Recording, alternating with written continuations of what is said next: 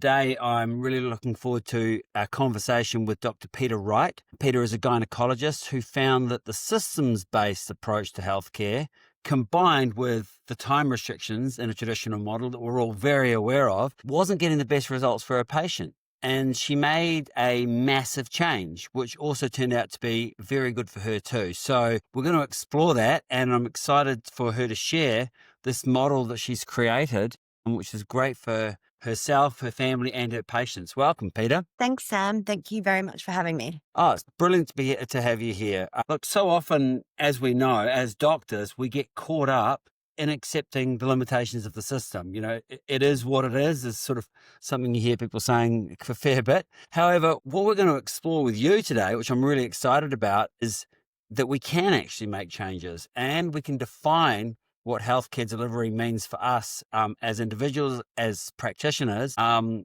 we can create something new for our patients. So looking forward to this conversation. No problems. So today we're going to cover off the limits within the traditional model.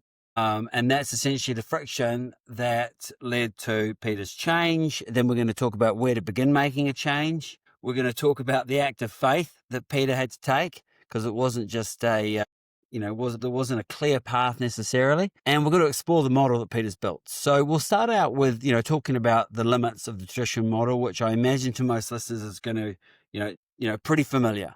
So Peta, tell us about your experiences that led to, what have become pretty major professional and life changes. Yeah, so I'm a gynecologist. I was trained as an obstetrician gynecologist and was working like when I first finished in both private and public practice. I think when you come out of your training, you have all of the theoretical knowledge, all of the practical knowledge to a point, but you're not seeing people, especially when you start working privately, you start to have more freedom in how you see people, potentially more time to hear their stories, and you get to see how they are progressing or not progressing over time. And I think it's then that I started to really understand the limitations of the way that I'd been taught or the systems that we practice in. Mm. Because I think the context of a person or their environment or ecosystem is like profound in the things that they're showing up with, or the disease, or the things that they're struggling with and are there to see you for. And you can't ignore the context of our ecosystem or our environment. And I feel like the systems that I was working in and that many of us are working in, if you think about anyone who's working in a public hospital environment and they're in an outpatient setting with really limited time to see people and really explore all of the things that might be contributing to their health challenges, or in a GP setting where, again, time is a real limitation, it became really important it became obvious to me just how important that time really was, not just to kind of flesh out what was going on with that person and really get to the root of the problem, because they might have come in with a symptom, but that symptom might not actually be the problem. That symptom might be, in my experience, I think, is often a message from our body about underlying system dysregulation that's really common in the way we live our lives. And you just couldn't do that in the traditional models. And also the value of understanding that therapeutic relationship, the importance of the therapeutic relationship in how we're treating someone, and the word co-regulation, which is how we can, there's been a lot of research about how humans co-regulate one another, how the state of one person's nervous system affects the other person. And that's, in essence, the therapeutic relationship. If the doctor or the healthcare practitioner is in a state where they're able to provide that therapeutic co-regulation, that's medicine. And that's a medicine that was difficult to access working in those traditional models. And when I started working in private, I could see how profound and how game-changing it was when I could access that for my patients and for me. But for a while, it came at a cost probably to me, trying to give the time at the expense of my own time, at the expense of my own family, or telling women, okay, well, of course you're feeling this way. You're putting everybody else ahead of yourself. You're stressed out. You're not getting enough sleep. You're working too much. You're not moving your body. You're not attending to those things that are really important, but I wasn't doing it. And Mm, so I got to this really common point where many of us will get to of probably burnout. We're having a really small child, trying to give everything of myself to my patients and really getting to sort of burn out. And when you're there, because your compassion starts to falter, you really just feel in that hopeless place of don't think I can do this every day. And so, while I acknowledge the incredible power of time co-regulation, it became apparent that I needed to start. I realized that I couldn't provide that medicine if I wasn't giving that medicine to myself. absolutely. And so where did you begin? Like where did you start to make the change? I think I think we can only start on ourselves. And I think for doctors, I think we have this real tendency to just want to fix the other. And I think that our ability to do that is really limited if we don't start with ourselves. Mm, So I suppose COVID happened. So that was this kind mm, of, it was an interesting time where I could reevaluate things because everything around me was sort of changing. So at the mm, time I was working in um, a multidisciplinary big gynecology practice in the city in Brisbane. And it was a great practice, and we had lots of allied health, which was really important to the way I practice, dealing with a lot of women with complex problems. And when COVID happened, all of those health practitioners sort of lost their jobs because there was a lot of fear about, financial viability and all of that sort of stuff. And I thought, I can't work without those people. They're a really integral part of my team. I had probably in the last few years my husband and I had bought a property outside of Brisbane, maybe 35 minutes outside of Brisbane, essentially a really old, falling down old Queenslander with a little falling down, 100-year-old cottage, about 400 meters from the house. And one day I went for a walk and I got to the end of the road, feeling really dissatisfied, feeling like I knew that something needed to shift, and I felt like it had to be a big thing. And for many people, it's not a big thing, it's a small thing. mm, Got to the end of that walk and I just remember sitting down, I guess just sort of meditating, and then realizing it just came to me when I walked back. I said to my husband, this could be a completely crazy idea, but I think that what would be cool is if we maybe made a clinic in the cottage. mm, And he just said, yeah, of course, which was great because I had someone who believed in this crazy idea. And then from that, I guess, little seed, which I was worried about, would anyone come? I was about to invest lots of money in renovating this cottage and changing my whole practice and taking a big bet on would people come to this new location, given that it wasn't central. And the idea of the practice was that it would allow me, first and foremost, to be close to my child, to be close to my child's school, to work fewer hours so I could be around for my family, so that I could actually give more of myself, pouring from not an empty cup, essentially, mm, patients. The idea would be, instead of trying to squeeze everything that I wanted to get in one appointment into a short period of time, to make the standard appointments lengthier, to provide that space to get the full story, for people to be heard, and to provide that co-regulation so you're not feeling rushed and not having lunch and not going to the toilet all day and all of that sort of stuff.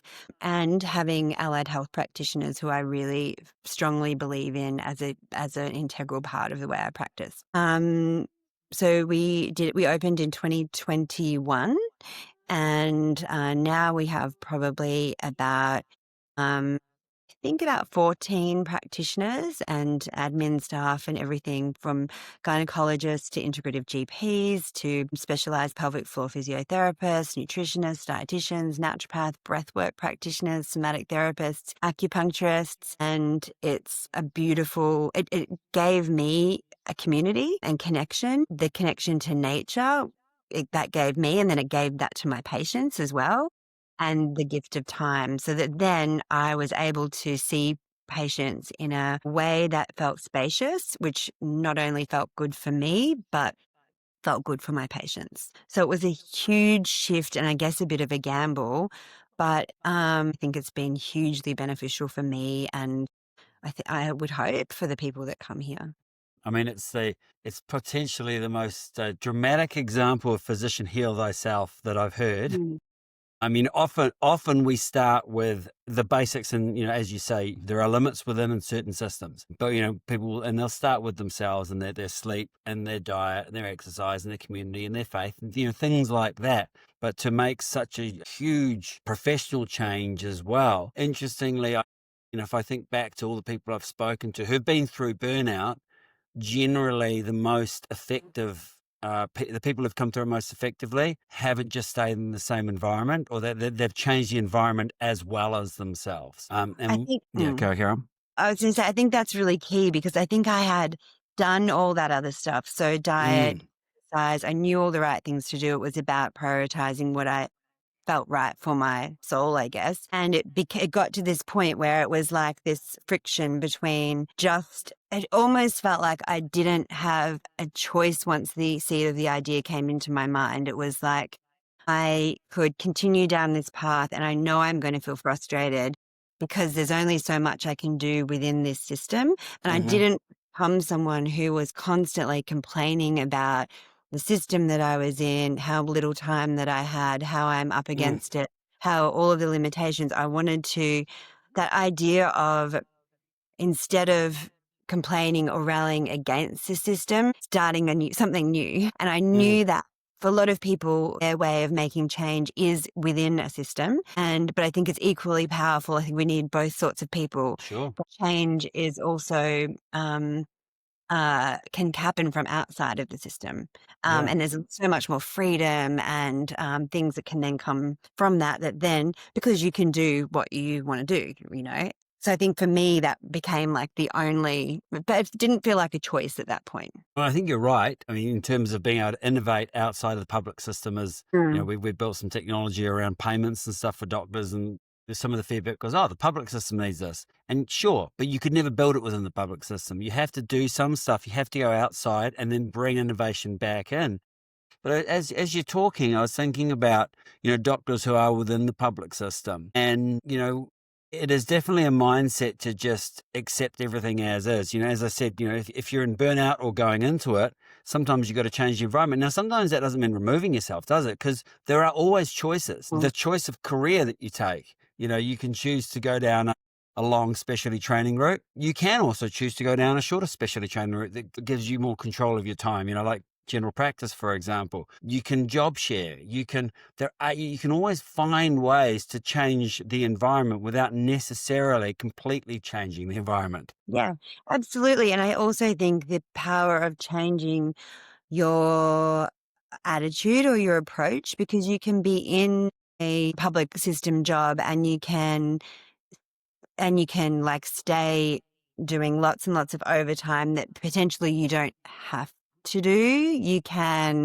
But you feel like you have to do. And I know that. And I know, again, I'm speaking from a place of having done that in my training. So I also Mm, understand there might be people in training positions who feel like, oh God, well, that sounds great, but I can't do that because I'm more sure. beholden to the system. But in which case, there is also the attitude that you bring into it where you turn up, showing up as the best version of yourself so that you can be there and be present for that person, that patient in front of you. And that means making sure that you are prioritizing and caring and loving yourself. So getting your sleep, eating well, getting exercise, movement, meditation, having connection to something larger than yourself so that when you come in there, you are not pouring from that empty Mm, vessel. And I think like that's another really important thing for people to remember. absolutely. I mean, it's about going into it mindfully, isn't it? I mean, if Mm. you just kind of go along with it, things will life happens. But if you go in mindfully to a situation you don't love, you've got three choices. You can remove yourself, you can Mm. change the situation, or you can accept it. And Mm. all three can be quite powerful. And even if it's like you go through every option and go, you know what, this is what my life is like for the next 3 years. If you at least move into acceptance, then it makes going through it a whole lot more pleasant, doesn't it? Yeah, because the resistance goes away. And so the Yeah. resistance is often the thing that causes the suffering, right? Yeah. You made a major change, a Mm. huge life shift. Talk to us about, what was the little voice? What was it that you caused you to enact that act of faith and step into an unknown future? I guess I thought to myself, I could go along for the next 20 years and I could see what that looked like. Like I could see the other doctors in my specialty. I could see their lives, which were, scans at 5:30 in the morning, finishing work at 7 at night, potentially being on call, having like a nanny for their children, which is totally fine, but that's not what I wanted for my like parenting journey, I guess. I could see this life and I thought, I don't want this. And I think there has to be a different way that I can do this. And I got to the point where I thought, well, if I take this leap, what's the worst thing that can happen? What's the absolute, I fail and who cares? And I remember having, this will sound crazy or macabre or something, but I remember having this moment where I thought, look, in 50 years, 60 years, I'll be dead. Everybody I know who I care about their opinion of what I'm doing will be dead. What am I worrying about? Like it's just a little leap. If it doesn't work out, I can go back to doing what I was doing before. I could do locuming, I could do teaching, I could do whatever. Like there's so many opportunities. And I think the thing that I was thinking about before was we get very conditioned into thinking that this is how our lives need to be, and these are the things that we need to do, and the people we need to be to succeed. And I think Mm, there is a point that comes, well, it certainly came for me, and it probably comes to most people, where we realize there's like that thing of, well, do I actually need to do that? Like I saw a patient the other day who was, working this job she didn't really like, had a 3-year-old. She didn't need to do it financially, but she was kind of just sort of trapped in the what she thought she needed to do thing. mm, She said, but I have to. I don't want to do it, but I have to. And I said, well, who's got the gun to your head? And she said, I do. And I know that that sounds like maybe blunt, but I think often at the end of the day, that is actually like no one else has the gun to our head about what we need to be doing. mm, And when we realize that there's nothing in the world that we have to do, we kind of step out of being in that, I guess it's a bit of that victim mindset that we're in when mm, we're against something or we're complaining about the situation we're in. We're not accepting it, but we don't leave it either. And that there is that language of, I have to do this, I can't not do that. And then we become victims of our lives, and we're way more powerful than that. But absolutely. it's And I very, mean, particularly as doctors, like, I mean, doctors hold themselves to, I mean, particularly in their careers, they hold themselves to a high standard. You have to get into med school. Mm, And so, I think one of the hallmarks of a high performer is they do hold themselves to a higher standard than anyone else would reasonably hold themselves to. But as you're showing, the flip side of that, the darker side to that is I guess actually focusing on, getting focused on what standards you're holding yourself to. Because mm, if we were to flip that around and go, well, what are my values and is my career aligning to my values? Then, on the one hand, you go, I'm holding myself to the standard. I've got to work. I've got to do this. I've got to do that. On the other hand, you go, actually, I'm not holding myself to a standard at all because I'm compromising what's important to me. mm. Was that part of something for you in terms of getting clear on what you valued and going, actually, I'm going to hold myself to a standard so I actually can live my values, not just, feel them? Yeah, or what other people expect of you. Absolutely. Exactly. I think that that is something that's, if you take anything or nothing else away, sitting down and thinking about what your values are, because it's a really powerful exercise. Because now I just have them, they're on a board somewhere in my study.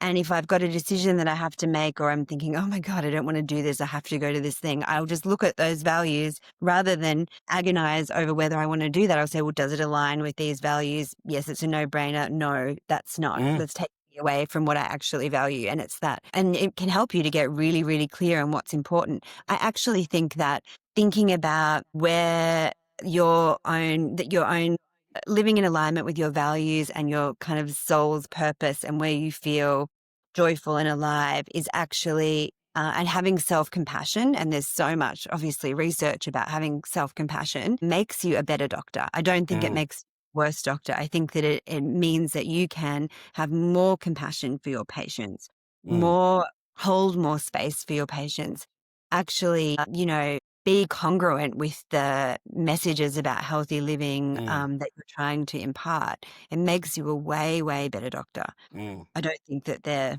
mutually exclusive. No, absolutely not. In terms of your identity as a doctor, did you consciously shift that? But, as I'm listening to you, I'm here. To me, I hear the words of a healer. And it's actually about a holistic sort of healing of a person. We all talk about the ambulance at the bottom of the cliff, but Mm. as doctors, we are that ambulance at the bottom of the cliff. And you've dramatically shifted where you are and the how upstream can you go.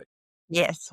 And so, did you change your identity about who you are as a healthcare professional? Yeah, I think that it's constantly evolving. And to be honest, I feel like the deeper that I go into this path, probably potentially the more space I allow to hear people's stories, the more I see symptoms and the distress that people come to see me with as messages from their body rather than a symptom that needs to be squashed or fixed, and more of Mm, a where are they not living aligned to their soul's purpose, and how can mm, I help them to remember what that is?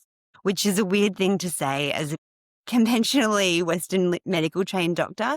I feel like, if I'm very honest, I went into medicine with a intense desire to want to help other people, not being able to sit with suffering, probably not being able to sit with my own suffering, mm-hmm, my own feelings, really uncomfortable with that. The high achiever, the type A, the good girl, all of those things, which gets you into medicine. And then you know, the, I think that this path has probably led me back to myself and to, who I am at my core. And so it's like, when I'm coming into an appointment, it's not just as the doctor, it's as a human. And I'm really passionate about the fact that I'm not very hierarchical when it comes to medicine. It's that we're sitting together. Like, my favorite quote of all time is that Ram Dass quote, which is, "We're all just walking each other home."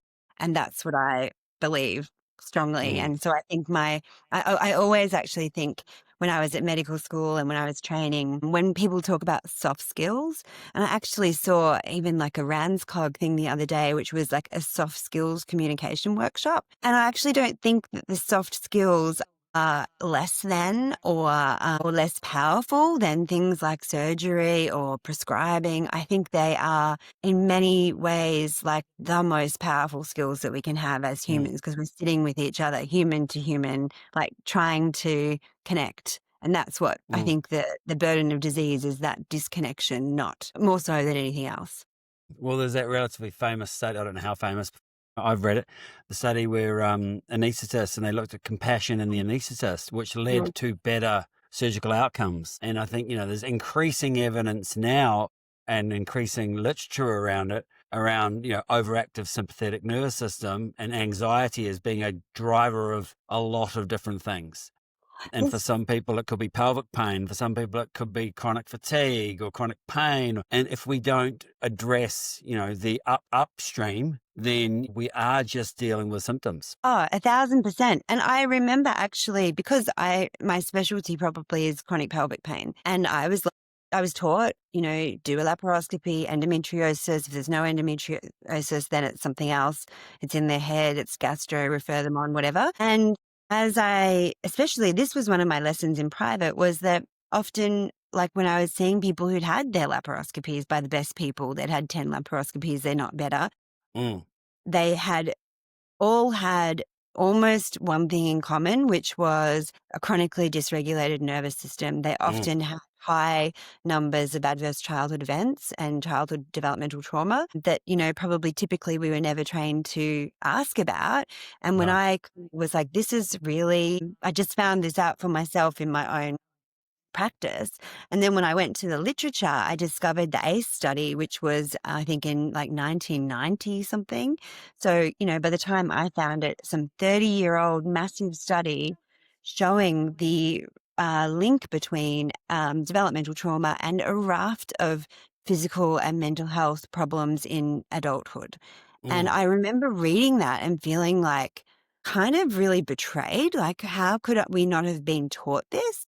mm, And now I think that the field of like psychoneuroimmunology, and you can mm. make that word as long as you want by saying psychoneuroendocrine immunology. And I like putting eco in there as well, because I think the way our Sure, environment impacts our nervous system, sure, because often our nervous system isn't behaving inappropriately, it's sure. behaving appropriately Yeah. for the stress that we're under.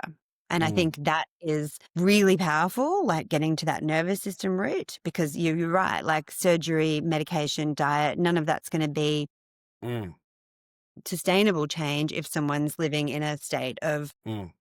chronic nervous system dysregulation. But then I even get deeper than that with nervous system and be like, well, where is your soul not aligned to what's going Sure, on? sure. That's how I like to think about it. I mean, it's interesting because there was a breadcrumb of truth in that it's in the mind, but Mm. it's all in the mind is a very dismissive way of going, it's not really my problem, as opposed to it is that mind, body, soul, environment. It's that connection, isn't it? And I think if you just point to it's in the mind, you miss the gold of where you can actually move the needle and really make a difference. Yeah, which is why I like nervous system education so much, because it really helps people to understand that the nervous system kind of acts like a bridge between our Mm, mind and our body. mm, I don't know, but like really the further I go, I think in 15 years I'll be like a sound healer or yeah. something. Like, be like it's all energy.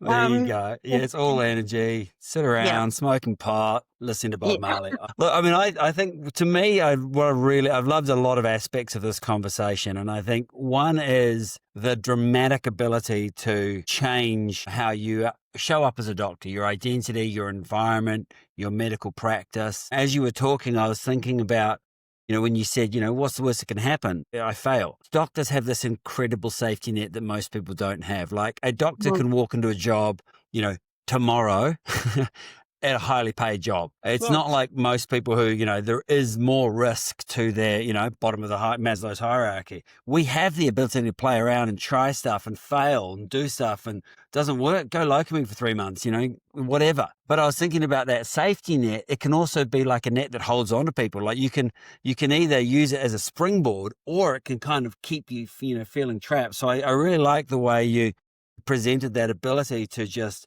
give something a go. It might work out, it might not, but man, it certainly worked out for you. I really also think that this conversation, and I'm sure doctors have heard it who are listening, but it might have sparked more interest into that, mind, body, psycho, neuro, endo, whatever, all the things that you talked about approach. Because if we want to go upstream, we have to go beyond the symptom and even, the medical cause, we have to get before that. So I think this has been such a great conversation. I always like to, give you the opportunity to have the final thought. Like what is the final thought that you would like to leave doctors or medical students, whoever's listening to this? What's the final thought you'd like to leave them with? I think I would say that as a doctor, it's very easy to get wrapped up in that being your whole identity. You've trained for a long time, so it's like easy for that to happen. And I think it's also easy to feel like once you're on this kind of conveyor belt or hamster wheel, it's very hard to get off. But I would just say, like the best thing you can do as a doctor is to be yourself and to come more and more back to who you are, and that's who's showing up every day for your patients. So I would Mm, just say, like, my favorite thing to do is, well, not my favorite, but a good thought experiment is to think about death. Think about that day that you're going to be taking your last breath. And I just think this puts things into really clear perspective, where at the end of the day, what is it that really calls to you? What kind of doctor do you want to be? What are your values? What are the things important to you outside of medicine that make you who you are, that are going to make you a better doctor when you walk into that room with your patient?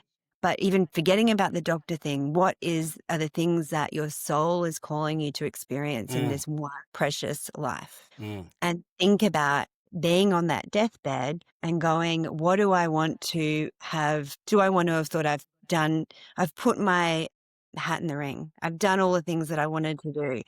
Because at that point, most people do regret. I regret that I didn't live a life true to myself. mm, I regret that I worked so hard. I mm, regret that I didn't spend more time with family, or I regret that I did what others expected of me. mm, And so I think that is just as kind of macabre as it sounds, mm. think really puts things into perspective, because what would you do if you were there? Like, what would you wish that you had done? And I think then take little steps to do that. I think that's There's I mean, nothing it's a more important than your well-being, sense of well-being. no, that you're absolutely right. There's no amount of success that you could look back on if it came at the cost of, joy, family, living this authentic life aligned with your values. There's no Mm. amount of tick box things that could actually, compensate for that. And so I think that's a great thought experiment to go, how could I look back on a life and just go, I lived the best life I possibly could have. I think we do get trapped in because of capitalism, and whether we need to have the house and the keep up with the Joneses and all of that. But like, in reality, I make less money than I made before. But what success is to me is being able to have spaciousness in my day, so I can show up and I can wake up every day and be excited about who am I going to meet today, Mm, whose lives do I get to kind of be part of. I feel like so excited that I get to be around people who are inspirational and light me up, and are beautiful people like my community, that I get to be in nature, that I get to do yoga at lunchtimes twice a week, and we have our beautiful physio does strength training with us, and it's like, that is success to me.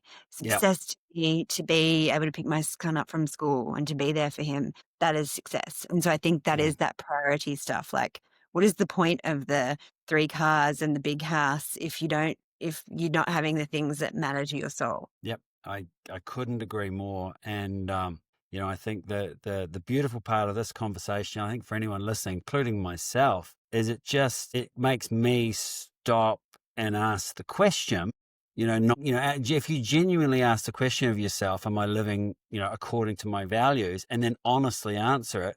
There's power in that answer, as opposed to just mindlessly carrying Mm, on, working for that, working for the holiday or the next car. I'm not saying those are bad things, mm. but as long as we're doing them mindfully and, in accordance as you are with what's important. Yeah, and realizing that at the end of the day, we do have a choice. And as doctors, we are really privileged because we Mm, have so many choices. absolutely. Look, Peter, this has been a great conversation, and I think, thought provoking for me, and, I would imagine for anyone listening. So, look, I really appreciate the time. Thanks for sharing your journey, your insights, your experiences. I think it's been a wonderful conversation. So thank you. Thank you very much for having me.